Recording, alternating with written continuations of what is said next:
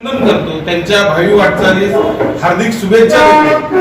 आणि मित्रांनो, MIM या पक्षाबद्दल मला विशेष आपुलकी आहे, कारण एकमेव असा पक्ष आहे की त्यांनी एका पत्रकाराला विधानसभेची उमेदवारी दिली, आमदार म्हणून निवडून आणलं, नंतर लोकसभेची उमेदवारी दिली आणि खासदार म्हणून निवडून आणलं, आणि आता आपल्यामधल्याच एका पत्रकाराला शहराध्यक्ष पदाची जबाबदारी दिली. आणि मी संघाच्या वतीने आणि आपल्या सगळ्याच्या वतीने नक्षबंदी साहेबांना ॲडव्हान्समध्ये शुभेच्छा देतो की तेही खासदार इम्तियाज जलील यांच्या पावलावर पाऊल ठेवून लवकरच तेही आमदार खासदार हो. आणि आपल्या पत्रकार संघामध्ये त्यांनी वेळात वेळ काढून आज आले, त्याबद्दल मी त्यांचं प्रथमतः अभिनंदन करतो, स्वागत करतो. आणि माझ्या प्रश्नाची सुरुवातच ते स्वतः पत्रकार संपादक असल्यामुळे एका आरोपाच्या प्रश्नाने करतो. नक्षबंदी साहेब नमस्कार.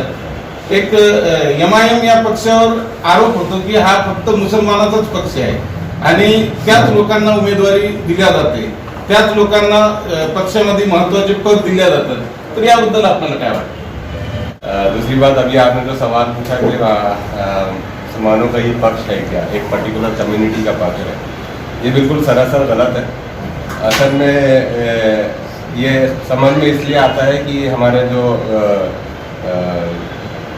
कायद है, जो लीडर है बैरिस्टर सफदरुद्दीन ओवैसी साहब, उन्होंने जब कभी भी बात करते हैं तो ऐसा लगता है कि कुछ तकरीरों से कि वो सिर्फ मुसलमानों की बात करते हैं. असल में प्रॉब्लम ये है कि इस देश में जो पिछड़ी जाति में जो सबसे ज़्यादा पिछड़ा हुआ तबका है वो मुसलमान है. और ये कि भाई इस देश में सबसे ज़्यादा पिछड़ा हुआ तबका मुसलमान है, इसीलिए ज़्यादा मजलूम, ज़्यादा सताए हुए जो लोग हैं, जो पिछड़े हुए हैं, उनकी बात की जाती है. जहाँ भागीदारी की बात आती है, सत्ता में भागीदारी की बात आती है, इलेक्शंस में भागीदारी की बात आती है, कहीं टिकट देने की बात आती है, तो ऐसा कहीं नहीं होता है कि वहाँ सिर्फ और सिर्फ मुसलमानों को टिकट दिए जाते हैं हमारी तरफ से, बल्कि समाज के हर तबके की नुमाइंदगी की हम कोशिश करते हैं. पिछले इलेक्शन में अगर आप असेंबली इलेक्शन में देखेंगे तो हमने पूना से जो है तो 2-3 हमने जो है तो पूना की जो अलग अलग कॉन्स्टिट्यूंसी है तो हमने 3 प्रतिनिधि जो है तो दूसरे समाज के लोगों को दिए थे. अगर हम बुल्ढाना में हमने ऐसे ही दिए थे. इसके बाद आप हैदराबाद की अगर बात करें तो हैदराबाद में एक महापौर जो है तो एक दूसरे धर्म का एक शख्स को, जिस पूरा नाम मुझे याद नहीं आ रहा है उनका, पिछले टर्म में उनको महापौर बनाया था. तो ये आरोप गलत है. देश में रहना है तो सबकी बात करना पड़ेगी, सबका प्रतिनिधित्व करना पड़ेगा और उसी से देश चलेगा. किसी एक समाज को, किसी एक धर्म को लेकर चलेंगे तो वो ना राजनीति चलेगी ना देश चलेगा. मेरी अपनी समझ है. सर, दूसरा सवाल मेरा ये है कि और एक और बात कि जैसे 3 पत्रकारों को यहाँ पर मौका दिया गया, अगर चाहे तो प्रभु सर को भी आइंदा हम मौका देकर ये साबित कर सकते हैं कि हम किसी एक कम्युनिटी को रिप्रेजेंट नहीं कर रहे हैं. धन्यवाद सर, बिल्कुल विचार करूँ. सर, मेरा दूसरा सवाल ये है कि महाराष्ट्र में जो 3 पार्टियों का जो गठबंधन है, राष्ट्रवादी और शिवसेना, आप MIM के शहराध्यक्ष और एक पत्रकार संपादक, तो आपकी क्या राय है, आपका क्या विश्लेषण है इस महाआघाड़ी के गठबंधन? इसमें कोई दो राय नहीं है कि ये मजबूरी का गठबंधन है और इसका पूरा क्रेडिट शरद पवार साहब को जाता है. शरद पवार साहब की ही वजह से ये इसमें कहते हैं कि जो परिभाषा योगी जी ने वो कानून को बनाने में लिखी है, उसमें कोई ना मुसलमान का नाम लिखा है ना हिंदू का नाम लिखा है, और वो लिख भी नहीं सकते और चाह के भी नहीं लिख सकते, इसलिए कि डॉक्टर बाबा साहब अम्बेडकर का कानून कतई उस बात की इजाजत नहीं देता और देंगे भी नहीं और लिख भी नहीं सकते. लेकिन कैसा है कि कुछ कानून बनाकर उस कानून की आड़ में पर्टिकुलर एक कम्युनिटी को टारगेट करना, हम इसके खिलाफ है. अब ये बात कर रहे हैं कि मुस्लिम हिंदू लड़की की, ऐसे शहर में, हम अपने शहर में ऐसे कई केसेस बता सकते हैं जहाँ मुसलमान लड़कियां हिंदू लड़कों के साथ गई है. देखिए, एक कहावत है उर्दू में, जब मियाँ बीवी राजी तो क्या करे खाजी. ये उर्दू में एक कहावत है. बहुत सारे धर्मों में हम किसी कानून के जरिए, ऐसे नाजायज कानून के जरिए किसी की पर्सनल लाइफ में इंटरफेयर करने का हमको कतई इजाजत नहीं है. कोई क्या खाए, क्या पहने, किससे शादी करे ना करे, प्रेम करे, अम्बेडकर के कानून से पहले परमिशन लेना पड़ेगी. ये पॉसिबल ही नहीं है सर. प्रेम की जगह होगा, उसकी कोई लिमिटेशंस नहीं है. अब ये अलग चीज है कि आप प्रेम को नाम दे रहे हैं कि ये लव जिहाद है, ये मुस्लिम प्रेम है, ये हिंदू प्रेम है. जिहाद का मतलब होता है जद्दोजहद करना, और लव जिहाद मतलब प्यार के लिए उसने जद्दोजहद कर रहा है, भाई वो उसका प्यार हासिल करने के लिए जद्दोजहद कर रहा है, तो आप उसे सलाखों के पीछे डाल देंगे। देखिए, बात दोनों तरफ से भी हो सकती है। मैं सिर्फ मुस्लिम लड़कों की और हिंदू लड़कियों की बात नहीं कर रहा हूँ। हम एक समाज में रह रहे हैं। मेरे बाबू जो है तो मेरे नॉन मुस्लिम पड़ोसी रहते हैं, क्रिश्चियन हो कोई सकता भी हो है, सिख हो सकता तो है, जैन हो सकता हमको है। हमारी घटना खुद, हमारा इंडियन कॉन्स्टिट्यूशन खुद किसी की पर्सनल लाइफ में अमल दखल करने की कतई इजाजत नहीं देता। आप किसी की पर्सनल लाइफ को सड़क पर लाकर उसे हरास करना चाहते हैं, तो ये तो कानून के साथ खिलवाड़ है। ये सीधा सीधा आप इतनी भारत माता की बात करते हैं, आप सर्टिफिकेट की बात करते हैं, भारतीय कॉन्स्टिट्यूशन नहीं, की ये बात तो respect की ठीक बात है, करते हैं, ये तो- लेकिन आप भी उसके साथ खेल रहे हैं। सिर्फ इसलिए खेल रहे हैं कि आप अपना मफाद उठाना चाहते हैं। नहीं। आप एक आम हिंदू को भड़काना चाहते हैं कि देखो ये तुम्हारी लड़कियों को लेके आ रहे हैं, इसलिए हम इनके खिलाफ कानून बना रहे हैं। अरे मुस्लिम लड़कियां भी कहीं गई है, मुझे ऐसा नहीं है कि आप ऐसा कानून ना बनाओ, लेकिन आप बेस बना रहे हैं मुस्लिम लड़कों को, हिंदू लड़कियों को। आप इसको बुनियाद बनाकर कानून बनाने की कोशिश कर रहे हैं और हिंदू वोटर्स को बहलाने भटकाने की कोशिश कर रहे हैं, इसलिए कि अब आपके सामने नेक्स्ट टारगेट पश्चिम बंगाल है, उसके बाद आपके पास उत्तर प्रदेश है। आप ये चाहते हैं कि हिंदू वोटर्स बह गए और फिर से वो हिंदू मुस्लिम की राजनीति और काट खेले। हम ऐसे हर कानून का वेलकम करते हैं जो देश के हित में हो, जो देश के जनता के हित में हो, और ऐसे हर कानून का विरोध करेंगे जिससे देश कमजोर होगा, जिससे नफरतें फैलेंगी। हम ऐसे हर कानून का विरोध करेंगे, चाहे फिर वो इनकम ये जो मैरिज से सिलसिले में अभी एक्ट बना रहे हैं, चाहे फिर वो सीए हो, हर उस कानून का विरोध करेंगे जो देश में नफरत फैलाता हो, जो देश की कॉन्स्टिट्यूशन के खिलाफ जाता हो। आज मेजोरिटी है तो आप बना ले रहे हैं, लेकिन आप देश को अंदर से कमजोर कर रहे हैं। क्या है, गोरक्षक जी, का कानून बना, बिल्कुल बनना चाहिए। नहीं बना, हाँ, उसको कोई ये नहीं, लेकिन उसके आड़ में जो क्या हुआ, मॉब लिंचिंग हुआ जी। और मारे गए, ये भी कानून उसी रास्ते से जाए तो कैसे की? वही एग्जैक्टली यही बोलना है कि कानून बनाकर अब आप ये ले लीजिए, अब फिर मॉब लिंचिंग हो जाएगा। वो टाटा है, पोटा है, आपने ये जितनी टेररिस्ट एक्टिविटीज है, हम कहते हैं कि टेररिस्ट का हम कतई समर्थन नहीं करते। आप उसको 6 महीने 1 साल जेल में रख के बिरयानी खिलाते हैं। हम चाहते हैं कि निष्पक्ष आप जांच करें और 1 से 1.5 महीने के अंदर उसको चौराहे पर लाकर फांसी दे दी आतंकवादी। लेकिन शर्त यह है कि आपकी निष्पक्ष जांच होनी चाहिए।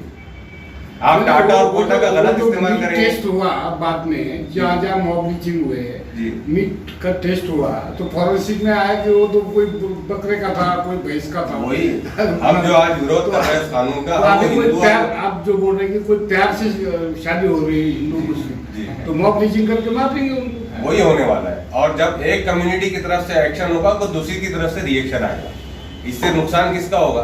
देश का होगा। नफरत देश में फैलेगी। ये आज राजनीति में 4 साल 5 साल ये कब चले जाएंगे, आज मेजोरिटी में कल ही कहीं ना कहीं और चले जाएंगे। समाज में और नफरत फैलेगी, एक दूसरे के ताल्लुक से द्वेष फैलेगा। तो हम चाहते हैं कि हम उस हर कानून का विरोध करें जो समाज के लिए नफरत पैदा करने वाला कानून है। इसीलिए हम उसका विरोध कर रहे हैं। हमारा उसकी बुनियाद पर और उसकी आड़ में जो आगे चल के खेल खेला जाने वाला है, हम उसका विरोध कर रहे हैं। देखिए, अभी तक चूंकि मेरे को तो अभी शहर अध्यक्ष बनकर 6-7 दिन हुए हैं, लेकिन पहले से जो चर्चा चल रही थी, जितना मैं पार्टी की पॉलिसी को समझता हूँ, उसके तहत ये है कि एमआईएम के दरवाजे हर उस पक्ष के लिए हमेशा खुले हैं जो विकास हकीकत में करे, पेपर पे विकास ना करे। पिछले 15-20 सालों से करोड़ों अरबों रुपए इन लोगों ने निधि के तौर पर औरंगाबाद में लेकर आए, लेकिन कहाँ गए किसी को नहीं मालूम। शहर के रास्ते आपको मालूम है क्या पोजीशन में। अभी जो कुछ भी डेवलपमेंट के पिछले 4-5 सालों में काम हुए हैं, एमआईएम के नगर सेवकों ने as a pressure group house में काम किया और इन्होंने भी कुछ डेवलपमेंट के काम करके बताया, जिसकी आड़ में दूसरे वार्ड में भी डेवलपमेंट के काम हुए। तो रास अव्वल वंचित के साथ जाएंगे नहीं जाएंगे। तो हम चाहते हैं कि भ्रष्ट जो एक पूरा स्कैंडल चल रहा है निधि के नाम पर, महानगर पालिका की आज पूरी तिजोरी खाली पड़ी हुई है। हम चाहते हैं कि हमारी महानगर पालिका भी नासिक, पुणे, ठाणे और मुंबई जैसी महानगर पालिका की जैसा अमीर तरीन महानगर पालिका है, जिसके पास बजट की कमी ना रहे। तो हम इसका फैसला तो हाईकमान करेंगी, लेकिन हर उस पक्ष को हम के साथ जाने की कोशिश करेंगे। लेकिन ये फैसला मेरा नहीं है, ये फैसला हैदराबाद से होगा। लेकिन हम मेरे शायद बैरिस्टर असदुद्दीन ओवैसी साहब और इंचार्ज जजेस साहब ने हर उस शख्स को वेलकम करने की बात कही है, हर उस पक्ष को वेलकम करने की बात की है जिसके पास विजन हो, जो विकास के ऊपर काम करे आगे चल के। तौफिक सरांना धरूनच माझा देखिए, मजलिस ने कभी भी ये नहीं कहा कि वो संभाजी नगर वाले आ जाएंगे। पहली बात तो ये है, खासदार ने कभी कहा ना मजलिस के किसी पदाधिकारी ने संभाजी नगर का डर बताया। हाँ, कुछ दूसरे पक्षों की तरफ से औरंगाबाद का डर जरूर बताया गया। अब रहा सवाल नाम का, तो सर संभाजी महाराज बहुत बड़े बादशाह गुजरे, जिनके दौर में मैं छोटा सा विद्यार्थी हूँ, मुझे बहुत ज्यादा मालूमात तो नहीं है, लेकिन संभाजी महाराज के दौर में एक आम आदमी, चाहे वो कितना ही छोटा हो और एक खास आदमी कितना ही बड़ा हो, सबको कहीं ना कहीं न्याय मिलता था, 2 वक्त की रोजी रोटी वो खाते थे, सबके साथ इंसाफ होता था। और वो शहर उस वक्त उस जमाने में उनकी जो भी प्रजा थी, जो भी एरिया था, हर कोई अपनी अपनी जगह डेवलप था। तो हम इतने बड़े बादशाह के नाम को एक ऐसे शहर से जोड़ना चाहते हैं जहाँ सड़कें कम और खड्डे ज्यादा है, जहाँ नाले कचरों से भरे पड़े हैं, जहाँ का नौजवान बेरोजगार चबूतरों पे बैठा है, उसके अपने इंडस्ट्रियल एरिया यहाँ पर मौजूद है। हमारे पास एक इंडस्ट्रियल एरिया नहीं है, हमारे पास 3-4 इंडस्ट्रियल एरिया है। लेकिन क्या बात है कि वहाँ की मिलें बंद पड़ी है। इसलिए मिलें बंद पड़ी है कि तुमने राजनीति की है, वहाँ पर राजनीति की है, राजनीति के चक्कर में तुमने नौजवानों की रोजी रोटी छीने। तो हम ऐसे शहर को इतने बड़े बादशाह के नाम से जोड़ना चाहते हैं जो खुद अंदर से खाली है, और अगर नाम बदलने से विकास हो रहा है तो देखा जाएगा उसके ऊपर। लेकिन नाम की राजनीति ना मजलिस ने कभी खेली है, ना जब तक मैं हूँ, और मेरे भी बड़े हैं इम्तियाज जलील साहब है, डॉक्टर गफ्फार खालिद साहब है, हम नाम की राजनीति कतई नहीं खेलेंगे, बिल्कुल भी नहीं खेलेंगे।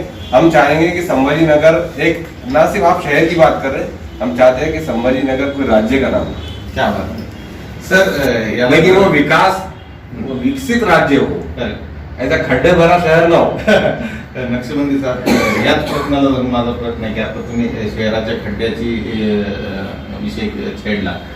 देखिए, मैंने आपसे कहा कि शहर में सड़कें कम और गड्ढे ज्यादा है। बराबर है, बराबर। अब अगर हम नगर सेवकों के काम की बात करेंगे, हाँ, तो चाहे कोई नगर सेवक रहे, आपके पण नगर खासतौर सेवक पे है, अगर हम हमारे पक्ष के नगर सेवकों हाँ, की बात करेंगे, मजलिस के नगर सेवकों की हम बात करते बराबर, हैं, हाँ, तो आप मजलिस के किसी भी नगर सेवक के वार्ड में चले जाइए, उसके पावर्स में उस वार्ड की गलियां सुधारना है, वहाँ का ड्रेनेज सिस्टम को बेहतर करना है, वहाँ के लाइट को, वहाँ के नल के सिस्टम को बेहतर करना है।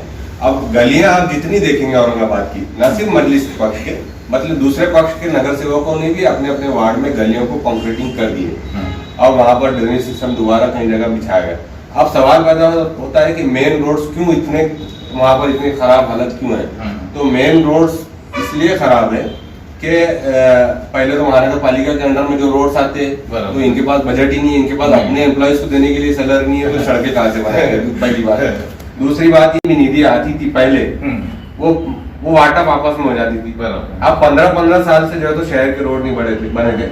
अभी पिछले दिनों MIDC, MSRDC और PWD के तहत जितने रोड आते हैं, उसमें से मेरे ख्याल में, मेरे को एग्जैक्टली फिगर नहीं मालूम, लेकिन कुछ 12 करोड़ रुपए के रोड फाइनल हुए, जिसका पहला काम जिलाधिकारी कार्यालय के सामने से परसों से शुरू भी हुआ है। तो ऐसे शहर के तकरीबन 13 या 15 रोड है जो रोड्स अब कंक्रीटिंग की तरफ जा रहे हैं। एक मिनट, भाजपा फंड, नहीं, ये तो कैसा है कि ये आज दुश्मन हो गए तो उनकी आप गमियां बता रहे हैं। जब तक आप साथ में बैठ के खाना खाते थे तो उनसे अच्छे दोस्त, उनसे अच्छे मित्र कोई नहीं थे आपके। 6 महीने में जो है तो ये पूरी इन्होंने कंडीशंस बदल दी है। ये सब एक ही है, असल में आप अपने काम से भाग रहे हैं, आप अपनी जवाबदारी से भाग रहे हैं, तो आप अपनी नाकामी जो है तो राज्य सरकार के नाम पे डाल रहे हैं। अगर आप में इतनी सलाहियत है, इतने गट्स है, तो आप मंत्रालय के सामने उपोषण पे बैठिए और बोलिए कि मेरे कॉन्स्टिट्यूएंसी के लिए इतने करोड़ का बजट चाहिए, मेरे को रोड बनाना है, बिल्कुल देंगे। अच्छा, आपकी ठीक है, आपकी राज्य सरकार में कुछ प्रॉब्लम है, लेकिन केंद्र सरकार आपके पास है, आप उनसे डिमांड कीजिए। और राज्य सरकार भी ऐसा नहीं है कि काम नहीं करेगी। राज्य सरकार के पास अगर आप ठोस प्लानिंग लेकर, एक प्रोजेक्ट लेकर आप जाएंगे, मंत्रालय के सामने आप बैठेंगे, तो आपको बजट मिलेगा। आप अपनी जिम्मेदारी से भागने के लिए उनके सर मत होगी। क्या बात? नहीं, मैंने आपसे कहा कि 4 साल 5 साल पहले तक जितनी भी निधि आती थी वो कहाँ जाती थी उसका अंदाजा किसी को भी नहीं था। बहुत सारे, लेकिन आप पिछले 4 सालों का ब्यौरा मुझसे लेंगे, बाइज्जत प्रेसिडेंट, सिटी प्रेसिडेंट, तो मेरे नगर सेवकों के जितने पावर्स थे उनके अपने वार्ड्स को ठीक करने के, आप चलिए मेरे साथ 25 वार्ड्स में हम जाएंगे। हर नगर सेवक ने कम से कम 80% काम अपने अपने वार्ड्स में किया है। इनके पास बाकायदा हमने जो है तो पार्टी की तरफ से रोड्स के पूरे डिजाइन करके दिए थे, गलियों के डिजाइन थे, गली नंबर थी, हर गली में रोड जो है तो कंक्रीटिंग का वहां पर बन चुका है। आप चलिए हमारे साथ, लेकिन 4 साल में इसलिए कि पार्टी ने उनसे बार बार हर 2 महीने में 3 महीने में बैठ के समीक्षा की कि आप क्या काम कर रहे हैं जनता की, क्या नहीं कर रहे हैं। उस सिलसिले में हमारी उनसे बार बार वार्तालाप होती रही। जैसे आप मुझे यहाँ बुलाया, हम हर 2 महीने में 3 महीने में नगर सेवकों के साथ हमारे पार्टी के जो जिम्मेदार थे वो बैठते रहे और उन्होंने पूछे। जब इनके हाथ में जितना आया इन्होंने पूरा काम किया, लेकिन उससे पहले जितनी निधि थी वो कहाँ गई? 15-15 साल से वार्ड में गलियां नहीं बनी थी। ड्रेनेज सिस्टम जो है तो वो वार्ड आबाद होने से पहले, वहां पर पॉपुलेशन बैठने से पहले जो ड्रेनेज सिस्टम था वही सिस्टम अभी भी था। अब ये नए जितने नगर सेवक आए उन्होंने अपने पूरे वार्ड के ड्रेनेज सिस्टम को चेंज किया वहां पर, तो ये काम किए। लेकिन आप राज्य सरकार से जितनी निधि आती है उस निधि का प्रॉपर यूज होना चाहिए और ज्यादा आना चाहिए। और खासतौर से औरंगाबाद में टैक्सेस का जो मसला है, टैक्सेस पे नहीं होने की वजह से महानगर पालिका की जो तिजोरी है वो खाली पड़ी हुई है। तो टैक्सेस वसूल करने की जिम्मेदारी, ये जितनी एडमिनिस्ट्रेशन की जिम्मेदारी है उतनी नगर सेवकों की भी जिम्मेदारी है, नेताओं की भी जिम्मेदारी है और हम मीडिया पर्सन की भी जिम्मेदारी है कि हम लोगों में अवेयरनेस पैदा करेंगे। आप टैक्सेस पे करें, लेकिन टैक्स पे करने के बाद उस शख्स को, उस नागरिक को मूलभूत सुविधा मिलनी चाहिए। वो आदमी भी टैक्स पे करता है, बोलता है कि मैं तो टैक्स पे कर रहा, फिर मेरे पास ये सुविधाएं क्यों नहीं है? टैक्स पे नहीं हो, वो फिर टैक्स पे करने में जो है तो थोड़ा लापरवाही का मुजाहरा करता।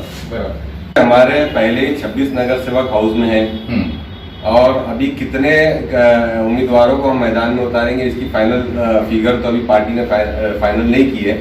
लेकिन हम ये समझते हैं कि ये इनके आपसी झगड़ों में जो है तो मजलिस इत्तेहाद मुस्लिमीन का फायदा होगा, इसलिए कि इसके नगर सेवकों ने, यहाँ के आमदार ने, यहाँ के खासदार ने अवाम के बीच, जनता के बीच जो है तो नफरत की राजनीति को खत्म करने के लिए पूरी कोशिश की। शहर के अंदर विकास की राजनीति को, मोहब्बत की राजनीति, मोहब्बत के जरिए जो है तो हमने पैगाम पहुंचाने की कोशिश की। आप ये समझते हैं कि 25 नगर सेवक सिर्फ मुस्लिम इलाकों से निकले हैं, ये गलत फहमी है। हम आने वाले इलेक्शन में आपको बता देंगे कि सिडको हड़कों से भी हमारी कुछ सीट्स निकलेंगी। हमारे पास भी अपना गणित है, अभी से हम पत्ते आपके सामने नहीं खोलेंगे लेकिन हम कुछ सीट्स दूसरे इलाकों से भी निकालेंगे और हम कोशिश करेंगे कि इस मर्तबा महानगर पालिका पर सिंगल लार्जेस्ट पार्टी के तौर पर जो है तो मजलिस वहां पर काम करे और लोगों की शिकायतों को दूर करे।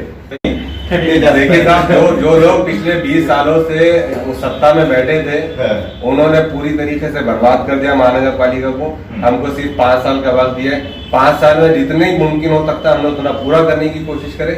लेकिन जाहिर सी बात है कि 5 साल में सब कुछ हिसाब मत लो, थोड़ा सा आगे मौका दो, हम आगे भी काम करके बताएंगे। मैंने कहा ना कि नाम बदलने से अगर विकास होता है तो हमको सिर्फ शहर का नाम नहीं बल्कि एक राज्य का नाम संभाजी महाराज के नाम पे रखना चाहिए।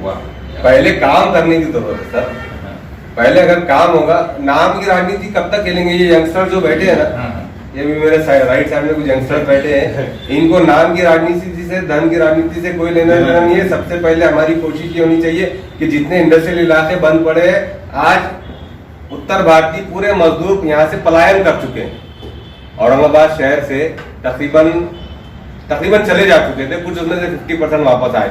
आज भी इंडस्ट्रियल इलाकों में आपके लिए, आपके हमारे नौजवानों के वास्ते जॉब के लिए बहुत अपॉर्चुनिटी है। लेकिन हर राजनीतिक पार्टी क्या कर रही है कि सिर्फ नाम पे राजनीति कर रही है, धर्म पे राजनीति। किसी ने कोई जॉब अलर्ट नाम से कोई एक ब्रिज का काम किया उन इंडस्ट्रीज में नौजवानों को जॉब दिलाने के लिए, किसी ने नहीं किया सर। आपकी इंडस्ट्रीज खाली है, वहां पर लोग बुला रहे काम करने के लिए, लेकिन चाहे किसी भी धर्म का नौजवान हो, वो आज टाइम पास कर रहा है, बोल रहा काम नहीं है। काम बहुत है आपके शहर में, लेकिन हम उनको मार्गदर्शन नहीं कर पा रहे। अभी मैं बता दूं कि पिछले दिनों जॉब अलर्ट नाम से खासदार इम्तियाज जलील साहब ने जब तो एक सर्विस स्टार्ट की, 6,500 यंगस्टर्स ने उसके अंदर एनरोलमेंट करवाया अपना। 6,500 नौजवानों में से 2400 नौजवानों को बाकायदा इंडस्ट्रियल एरिया में नौकरी दिलाई गई। ये एक मजलिस का काम है। दूसरे हजारों, 30,000, 20,000, 25,000, 30,000 रुपए एक पुलिस ट्रेनिंग के लिए फीस ली जाती थी। सर, एक गरीब आदमी जो रोजाना खाता कमाता है वो अपने बच्चे की 30,000 रुपए फीस कहाँ से भरेगा? मजलिस ने जो है तो उस पर इनिशिएटिव लिए, खासदार इम्तियाज जलील साहब ने उस पर इनिशिएटिव लिए। आपको मालूम है 4,400 यंगस्टर्स ने जो पुलिस भर्ती में इंटरेस्टेड है, उन्होंने जो है तो 4,400 बच्चों ने इनरोलमेंट करवाया, जिसमें से 90% से ज्यादा परसों अटेंडेंस हुई। तो उनके थ्योरी के एग्जाम्स हुए। अब वो थ्योरी के एग्जाम से पास आउट होने के बाद उनकी ट्रेनिंग दी जाएगी, फ्री में ट्रेनिंग दी जाएगी। तो ये काम करने की जरूरत है। अब वहां पर मजलिस इत्तेहाद मुस्लिमीन ने फ्री पुलिस ट्रेनिंग रखी, तो ये नहीं है सर कि सिर्फ मुसलमानों को ट्रेनिंग दी। आपको मालूम है 4,400 स्टूडेंट में से 3,600 स्टूडेंट्स नॉन मुस्लिम थे। तो फिर फायदा तो सर नेता सबका होता है, वो खासदार बन जाने के बाद वो नेता सबका है, वो सिर्फ मुसलमानों का नेता नहीं है, वो तो खुद खासदार सब कह चुके। तो ऐसे कुछ काम करने की जरूरत है। नाम के चक्कर में और नाम की राजनीति में और धर्म की राजनीति में जाएंगे तो इससे धर्मों का भी नुकसान हो रहा है और देश का भी नुकसान हो रहा है। मैंने कहा कि नाम की राजनीति से निकलकर विकास की राजनीति की तरफ पहले आना पड़ेगा, विकास करना पड़ेगा। अगर हम नाम की राजनीति खेलेंगे और सोचेंगे कि हमारा वोटर को हम नाम पे खेलेंगे, धर्म के पे खेलेंगे, तो राजनीति किसी की भी नहीं चलने वाली है, ज्यादा दिन किसी पक्ष की नहीं चलने वाली है। सबसे पहले इनके रोजगार के लिए हमको आगे आना पड़ेगा, इनके एम्प्लॉयमेंट के लिए आगे आना पड़ेगा। जो शिक्षा का हमारा जो सिस्टम है, एजुकेशनल सिस्टम है, उसको बेहतर बनाना पड़ेगा। आज मैं चैलेंज करता हूं आपको कि शहर में लाखों रुपए फीस भरना पड़ता है नीट एग्जाम की। अगर हम बात करें वो कहां से भरेगा? रोज आना सेल्समैन एक अपने बच्चे की फीस नीट की एग्जाम, कौन से पक्ष ने जो है तो बच्चे की नीट की ट्रेनिंग के लिए फ्री में सर्विसेज शुरू करा, पुलिस ट्रेनिंग के लिए हमने शुरू किए। तो सर नाम की राजनीति हम बाद में चर्चा कर लेंगे, उस पर हम विरोध करें ना करें ये बात की बात है। पहले हमको शहर की विकास के बारे में सोचना है, पहले शहर का विकास, बाद में सब आएगा। डाइवर्ट कर रहे हो? नहीं, मैं डाइवर्ट नहीं कर रहा हूँ, हम बात करेंगे, मेरा सवाल ऐसा है, हम चर्चा करेंगे। अगर जो एक बात तो सबसे पहले हम विरोध करें या न करें, ये मैटर सब जुडिस है, नहीं, मेरी अभी बात कोर्ट ऐसी में। है, मेरा सवाल ऐसा है, आगे का सवाल मेरा ऐसा है, ये झंझट ही मिटाने की है। आपने क्या किया, नाम का बात ही नहीं होना चाहिए, विकास होना चाहिए, सही बात है। तो अगर संभाजीनगर किया तो झंझट मिट जाती है।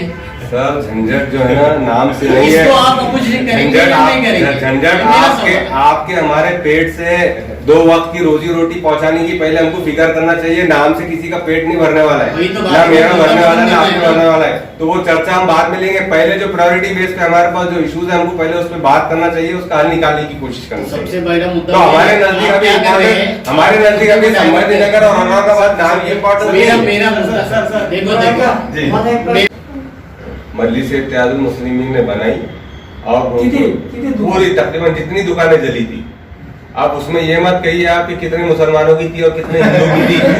उसमें हिंदू आइसक्रीम वाला, उसमें हिंदू हमारा भाई एक चप्पल वाला, उसमें एक हमारा हिंदू भाई लस्सी वाला, ये भी शामिल थे। और आगे की चप्पल की दुकानें मुसलमानों की थी। वो पूरी दुकानें मजलिस इत्तेहादुल मुस्लिमीन ने अपने खर्चे से बनाई, न सिर्फ बनाई बल्कि उनको कुछ आर्थिक मदद भी की ताकि वो अपना जला हुआ माल उसके अंदर भर सके। वहां डिफ्रीजर भी दिलाया गया। तो हमने पूरी कोशिश की। हम पक्ष के नाम पे, धर्म के नाम पे राजनीति कतई करना नहीं चाहते। ये अलग बात है कि हमारे, मैंने कहा ना कि धर्म की राजनीति, अब आप कहेंगे कि धर्म की राजनीति नहीं करना चाहते तो आप मुसलमानों की बात क्यों करते? मुसलमान इस देश का सबसे पिछड़ा हुआ तबका है और उसको अगर साथ में लाने की कोशिश करेंगे तो सब सुकून से रहेगी। एक्चुअली में आप चलिए, हम लोग एक ड्राइव निकालते हैं, हम 26 वार्डों में चलते हैं। मैंने आपको ये नहीं दावा किया कि मैंने 100% काम कर दिया, मैंने 80% की बात किया। मैंने ये नहीं कहा कि हमने 100% पूरे वार्ड में कंप्लीट काम कर लिए, लेकिन हमने 70 से 80% पूरे काम करने की कोशिश करने की बात नहीं की। हम वो अपोज का बात कर, हमारी बार बार जो है तो धारणा, हमारा बार बार जो है तो माइंड डाइवर्ट करने की कोशिश की गई है हाउस के अंदर। अपने क्या नाम है, अपने सेना ने भी की, बीजेपी ने की, लेकिन जब फंड सैंक्शन कराने की बारी आती थी ना तो हमको समझ जाता था कि आज अपनी दिशा भूल होने वाली है। हमारे नगर सेवकों को हमने ट्रेनिंग देते कि आज तुम पहले फंड मंजूर कराओ, इनसे लड़ते बैठेंगे। तो हमने फंड मंजूर करवाए, विकास के काम करे, आप और हम जरूर जाएंगे, पूरे 25 वार्डों में जाएंगे। थोडक्यात जाधव साहेब, नक्षलवादी साहेबांचं म्हणणं असं आहे की विरोध पण केला आणि विकास पण केला, मुद्दे पण उचलले आणि काम पण फंड मंजूर करवाए, काम करे, आप हमारे साथ वार्ड में चलिए, अपन जाएंगे। लेकिन अपोजिशन किया सर करेंगे ना सर। होना चाहिए कि संभाजीनगर औरंगाबाद नाम का अगर कोई बात है तो गैजेट में चेंज होता है। तो ये सिर्फ ये महानगर पालिका नहीं कर सकती। ये तो सीएम और मंत्रिमंडल की जो अधिसूचना है, तो शिवसेना के है मुख्यमंत्री, तो और उनकी सत्ता है। अभी तो उन्होंने नोटिस निकाल के अभी तो कर ही नहीं सकते। तो संभाजीनगर एक दिन में कर सकते हैं, क्यों नहीं कर? अभी शिवसेना जिस बैसाखी पे खड़ी है वो कांग्रेस और एनसीपी पे खड़ी है, और कांग्रेस और एनसीपी का एक बड़ा वोट बैंक मुसलमान है। तो अभी चाहकर भी वो नहीं कर सकेंगे। अब प्रयागराज किए योगी साहब ने, इलाहाबाद का नाम, वो उनके पावर से करे। अरे भाई प्रयागराज में जो है तो पहले उस लेवल का उस शहर को बनाओ यार। नाम चेंज करने से राजनीति कितने दिन चलने वाली, ज्यादा दिन नहीं चलने वाली। देखिए जैसे जैसे युग बदल रहा है ना, नौजवान बदल रहा है, ज्यादा दिन नहीं टिकने वाली है धर्म की राजनीति, चाहे कोई करे। इनको कौन कहा कि धर्म निरपेक्ष है? इन्होंने धर्म निरपेक्षता का चोला पहन के बैठे। कांग्रेस और एनसीपी ने शिवसेना तुम्ही कोणता जातीवादी मानता का तसं? हर वो पक्ष जातिवादी है जो डॉक्टर बाबा साहब अम्बेडकर के बनाए हुए कानून के खिलाफ बात करे, जो देश को तोड़ने वाला काम नाही, है, सर, मग ते- चाहे वो कोई हो। ते जातीवादी असेल तर तुम्ही स्थानिक स्वराज्य संस्थेला त्या निवडणुकीमध्ये अंबादास दानवेला कसं काय मतदान केलं तुमच्या नगर? कौन केला? स्थानिक स्वराज्य संस्था कौन केला? तुमच्या नगरसेवकांनी नाही नाही, आम्ही नाही केले। मतदान केलं, मतदान नाही, त्याच्यामध्ये आम्ही नाही. तुमच्या विरोधी पक्ष नेत्यावर कारवाई करण्याचे आम्ही कधी सपोर्ट नाही केले आणि आम्ही करणार पण नाही। और इसका कोई प्रूफ है नहीं कि हमने उनको समर्थन किए है, नहीं है, हमने नहीं किए। अब ये अलग बात है कि दानवे साहब ने जीत गए तो हमारे, उनको मालूम है कि शिवसेना से उनकी प्रॉब्लम आने वाले दिनों में, तो उन्होंने उनको फिर प्रॉब्लम हमारे सर पे डालने के चक्कर में। तो लेकिन हम पार्टी कम्युनल हो सकती है, आदमी नहीं हो सकता। नहीं, वो भी है कि बोलते ना वाजपेयी साहब बड़े अच्छे आदमी थे लेकिन पार्टी गलत थी। क्या बात है।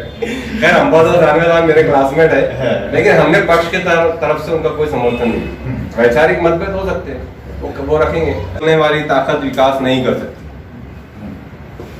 देश को जोड़ के विकास करना पड़ेगा। अगर देश को आप तोड़ेंगे और फिर विकास करने की बात करेंगे तो ये लोगों को जो है तो एक ख्वाब है, हथेली पे जन्नत बता रहा है। पहले देश को जोड़ते हुए विकास की बात करना पड़ेगा। आप एक तरफ देश को तोड़ने के भी काम करते जा रहे हैं, आए दिन जो दिन में आया वो कानून बनाते जा रहे हैं, और फिर दूसरी तरफ विकास की बात करेंगे। खैर महानगर पालिका में किससे गठजोड़ होगा नहीं होगा इसका फाइनल डिसीजन हैदराबाद हेडक्वार्टर में होगा, लेकिन हम हर अच्छे आदमी का और हर अच्छे पक्ष का वेलकम करेंगे। मेरी अभी 10 मिनट पहले प्रभु साहब से कॉन्फ्रेंस शुरू होने से पहले बात हुई, चर्चा हुई इस पे कि कोरोना में हर सरकारी अधिकारी बहुत मजे में रहा, काम भी किया, लेकिन उसको उसका मेहनताना भी मिलता रहा। सरकार की हर पॉलिसी को जनता तक पहुंचाने का काम और जनता के हर इशू को सरकार तक पहुंचाने का काम के माध्यम के तौर पे हमने पत्रकारों ने फील्ड पे काम किया। इसमें से तकरीबन पत्रकार फील्ड पे थे, मैं खुद भी फील्ड पे था। मैंने 5 लोगों को दफन किया, मैंने खुद दफन किया 5 लोगों को। तो सबसे ज्यादा रिस्क जो है तो पत्रकार ने लिया, इसमें कोई दो राय नहीं। और इस सिलसिले में वसंत मुंडे साहब ने राज्य सरकार से जो है तो वो भी किया, लेकिन मैं आपको एश्योर करता हूँ कि वसंत मुंडे साहब, महाराष्ट्र राज्य पत्रकार संघ या कोई और संघ आ जाए, वो पत्रकारों के हक के लिए, भले आप हमारे खिलाफ लिखते रहे आप लिखेंगे तो हमको हमारी ड्यूटी याद आते रही, लेकिन पत्रकारों के हक के लिए मजलिस इत्तेहादुल मुस्लिमीन हमेशा संघ के साथ खड़ी, आप लोगों के साथ खड़ी रहेगी।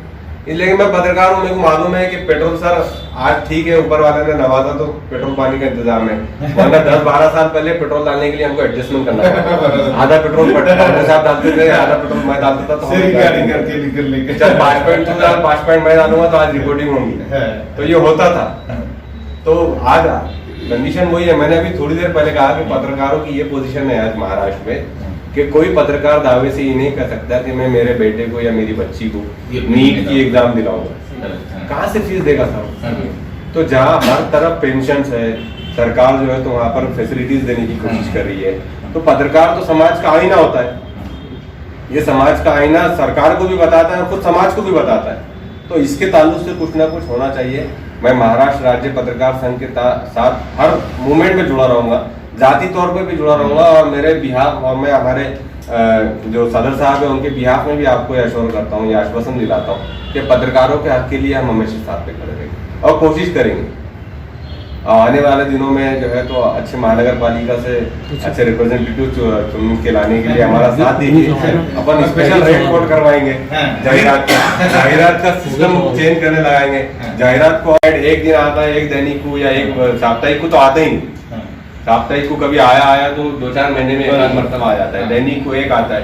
तो भाई अगर आप जाहिरात के जरिए अखबारों को या पत्रकारों को सपोर्ट करते रहेंगे तो उससे हम एक निष्पक्ष पत्रकारिता करने की पोजीशन में रहेंगे। हमको इतना सेल्फ डिपेंड होना पड़ेगा कि हम किसी राजकीय पक्ष के ऊपर डिपेंड ना रहे। नहीं है उसके लिए जनता को भी आगे आना पड़ेगा और कहीं ना कहीं पत्रकार को अपने जमीर की आवाज सुनना पड़ेगा बराबर कि यार तू जनता के लिए हाँ, और जनता की बात करेगा तो तेरी पत्रकारिता जिंदा रहेगी। बराबर। अगर एक किसी पक्ष की तो काम बात करेगा तो फिर तो पक्ष का आदमी हो गया। बराबर। जनता का आदमी होना पहले जरूरी है, जनता का भी उतना विश्वास और उतना साथ देना जरूरी है। हाँ। चाहे कोई किसी सतह का अखबार हो, अखबार को खरीदना चाहिए, छोटी छोटी जरूरतों के लिहाज से वहां पर जाहिरात देना चाहिए। हाँ। तब कहीं जाके अखबार और अखबार चल सकते हैं, चाहे वो साप्ताहिक हो, चाहे वो दैनिक हो, चाहे वो चैनल।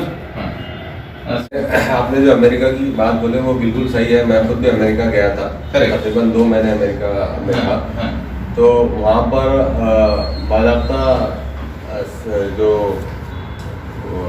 $1 हाँ।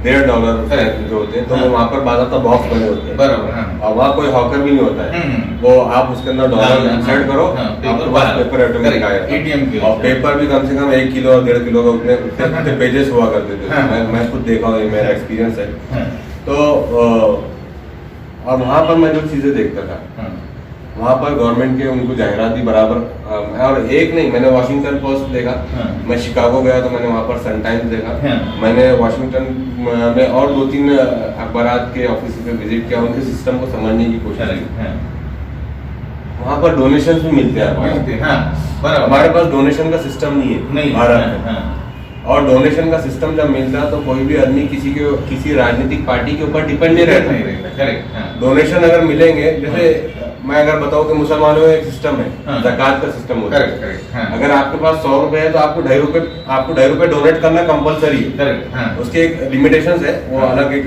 पूरा कैलकुलेशन बताया हुआ है। हम्म, तो हर भारतीय नागरिक अगर वो देश को बचाना चाहता है हम्म, तो उसको पत्रकारिता को आजाद बनाना पड़ेगा, बराबर। और उसको आजाद बनाने के वास्ते कहीं ना कहीं उसको डोनेशंस की एक नई टर्मिनोलॉजी भारत में लाना पड़ेगा।